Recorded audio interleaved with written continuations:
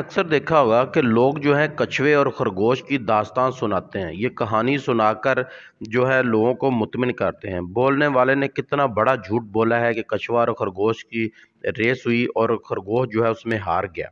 अब इससे सबक तो बहुत बड़ा मिलता है, इसलिए सारे इसको इस्तेमाल करते हैं। लेकिन ये 21वीं सदी है मेरे भाई, इसलिए कछुआ और खरगोश में से अगर आपको कोई चीज़ चूज़ करनी पड़े तो आप खरगोश बने। खरगोश बनेंगे तो आप मिनटों में सेकंडों में अपनी सारी चीज़ें याद कर लेंगे। आज का जो स्टूडेंट है उसको पता है कि आज कंपटीशन बहुत ज़्यादा है। कंपटीशन कोई भी हो, किसी भी मुकाबले का हो या किसी भी जॉब का हो, किसी भी क्लास में हो, बहुत ज़्यादा हो चुका है। इसलिए कछुए की अब रेस नहीं चलेगी, आज से आपको खरगोश बनना पड़ेगा।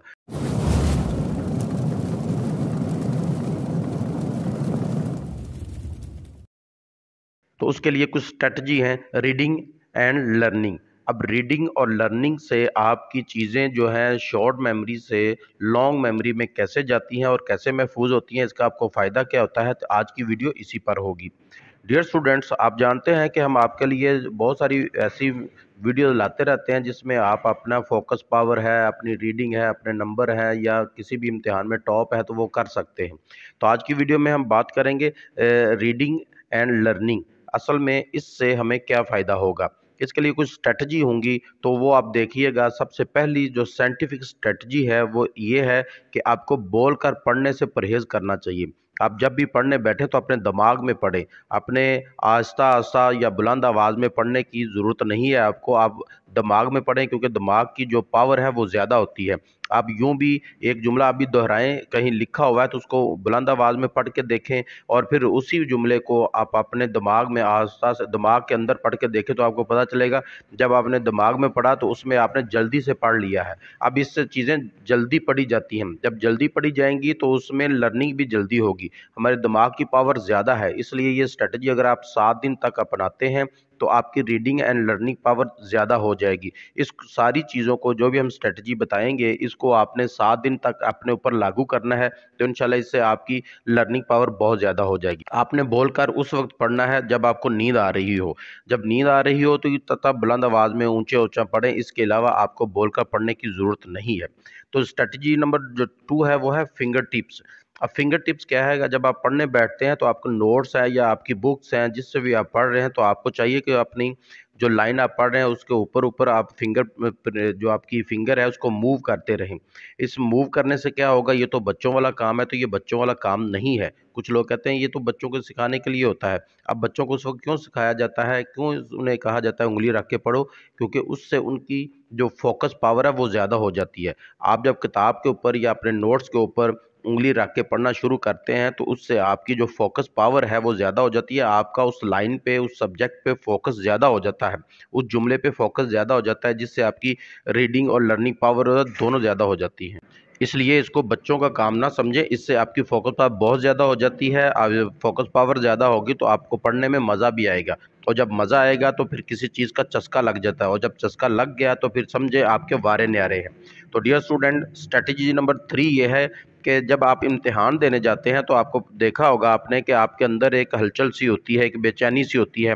आप किसी से अच्छे तरीके से बात भी नहीं कर रहे होते, किसी को सही तरह से बुला भी नहीं रहे होते, अपनी सीट्स ढूंढ रहे होते हैं, या इस तरह के आपके अंदर एक बेचैनी सी हलचल सी होती है। और ये सारी चीज़ें किस लिए होती हैं कि पता नहीं पेपर में क्या होगा, पेपर कैसे आएगा, मुझे पेपर आता भी होगा या नहीं, मैं पेपर में टॉप कर पाऊंगा या नहीं, पास हो पाऊंगा नहीं, नंबर आएंगे या नहीं। इस तरह की आपको बहुत सारी बेचैनी सी लगी होती है।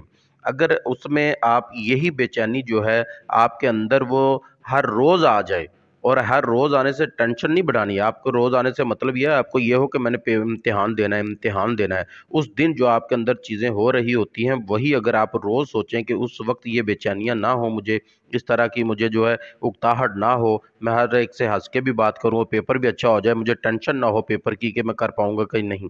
तो इसके लिए आपने क्या करना है, आपने अपने ऊपर ये टेंशन रोज़ की लागू कर लेनी है। और इसके लिए क्या होगा, इसके लिए आपको याद करना पड़ेगा, और याद करने के लिए ग्रुप में बैठ बैठकर याद ना करें। ग्रुप में जब आप बैठते हैं तो आपकी फोकस पावर कम होती है और रोज़ बरोज़ कम होती जाती है, उससे आपको चीज़ें याद नहीं होती। इसलिए अकेले बैठ के पढ़ो, जो भी पढ़ना है अकेले बैठ के पढ़ो, ग्रुप की शक्ल में ना पढ़ें। ग्रुप में आपका ध्यान इधर-उधर हो जाता है, कभी इसको बुला लिया, कभी उससे बात कर ली, ये चीज़ें इस तरह आपका टाइम वेस्ट करती हैं। इसलिए अकेले बैठ के पढ़ो तो इम्तिहान वाले दिन आपको ये बेचैनी नहीं होगी। तो इसी तरह जो स्ट्रेटजी नंबर 4 है वो है किताब या नोट्स जब भी आप खोलते हैं, जब भी आप पढ़ने बैठते हैं, तो उसमें आपने देखा होगा कि बाद में नींद आने लग जाती है या आपका फोकस नहीं होता, तो उसको बढ़ाने के लिए क्या है, आपने जब किताब है या नोट्स हैं जिससे भी आप पढ़ रहे होते हैं, उसको आपने लेना है और उसके साथ एक रफ नोटबुक ले लेनी है। कुछ पेज ले लें, कुछ सफ़े ले लें या कोई नोटबुक पकड़ लें। उस जो भी आप चीज़ पढ़ रहे हैं उसमें आपने देखना है कि कौन सी चीज़ जो है इम्पोर्टेंट आ गई है, उसको आप नोट कर लें। वो जुमले की शक्ल में नहीं करना, आपने पॉइंट्स की शक्ल में करना है। 2-3 लफ्ज़ में वो पॉइंट्स बनाते जाएँ। जब जो एक सवाल आपने याद किया उसके फ़र्ज़ कर लेते हैं 2-3 सफ़े हैं, तो जब आपने उसको पढ़ना है तो उसके पॉइंट्स बनाएँ। जब पॉइंट्स बनेंगे उसके 8-10 पॉइंट्स बनेंगे और उससे होगा क्या, एक तो ये कि वो पॉइंट्स आपने हाथ से लिखे हैं, तो जब हाथ से चीज़ लिखी जाए तो वो आपकी लॉन्ग मेमोरी में ही सीधा जाती है। शॉर्ट मेमोरी को क्रॉस करते हुए लॉन्ग मेमोरी में पहुँच जाती है, फिर भूलते नहीं और बाद में उन पॉइंट्स को देखेंगे आप तो आपको सारे का सारा सवाल एक दफ़ा फिर रिवाइज़ हो जाएगा, फिर आपको याद आ जाएगा। इसलिए आप पढ़ने बैठना है तो आपने उस वक़्त एक पॉइंट्स की शक्ल में लिखना है और 7 दिन तक इसको इस्तेमाल करें। इससे आपका जो विज़न है वो बहुत ज़्यादा हो जाए, फ़ोकस पावर बहुत ज़्यादा हो जाएगी। आपको एक तो ऐसा करने से आपकी फ़ोकस पावर होगी, दूसरा आपको नींद भी नहीं आएगी, उकताहट भी नहीं होगी। जब आप याद कर रहे होंगे, साथ आप लिख भी रहे होंगे, तो उसमें आपका सारे का सारा जो सेंसेस हैं आपके जितने भी हैं वो सारे इसमें इस्तेमाल हो रहे हैं, इसलिए आपको इसमें फ़ायदा होता है। और इसके लिए आप ये भी कर लें कि पढ़ते हुए आप विजुअलाइज़ेशन जो है आपकी वो ज़्यादा होनी चाहिए। विजुअलाइज़ करें चीज़ों को, इमेजिन करें। जब आप दिमाग में इन चीज़ों को इमेजिन करते हैं तो चीज़ें जल्दी याद हो जाती हैं। रट्टा लगाने की ज़रूरत नहीं होती। जब भी कोई चीज़ पढ़ें तो उसको विजुअलाइज़ेशन आपकी ज़्यादा जब होगी, विजुअलाइज़ करें उसे और उसको आप जो है इमेजिन करें कि किस तरह होगी और फिर जब भी आप इसको याद कर लें तो फिर अपनी ज़ुबान में, अपने दिमाग में आहिस्ता आवाज़ में ही चाहे तो चाहे दिमाग में अपनी ज़ुबान में दोहराएँ। अपनी ज़ुबान में मतलब ये है कि आपने फ़र्ज़ करें न्यूटन के लॉ जो हैं वो आपने याद किए हैं और वो इंग्लिश में हैं। अब आप पंजाबी बोलते हैं या उर्दू बोलते हैं तो आप पंजाबी या उर्दू ज़ुबान में उनको आप एक दफ़ा दोहरा लें। ऐसा करने से क्या होगा, जब आप उनको दोहराएँगे तो आपको एक तो वो याद हो जाएगा, दूसरा ये ऐसी चीज़ें जिस अपनी ज़ुबान में जब आप दोहरा रहे होंगे तो वो शॉर्ट से लॉन्ग टर्म में चली जाएँगी। तो फिर आपको कभी नहीं भूलेंगी। वो ऐसे ही है जैसे आप एक पिक्चर लेते हैं अपनी गैलरी में महफ़ूज़ कर लेते हैं, तो दिमाग की गैलरी में वो चीज़ें महफ़ूज़ हो चुकी हैं। जब भी आप उन्हें याद करने की कोशिश करेंगे वो सारा का सारा आपके दिमाग में यूँ उतर आएगा जैसे आज ही आपने याद किया हो। अब आखिरी बात ये है कि बहुत सारे बच्चे पूछते हैं, जब भी मैं इस तरह की कोई बात बताऊँ तो वो कहते हैं कि सर आप जो चीज़ें बताते हैं वो बहुत अच्छी होती हैं, इससे हमें फ़ायदा भी होता है।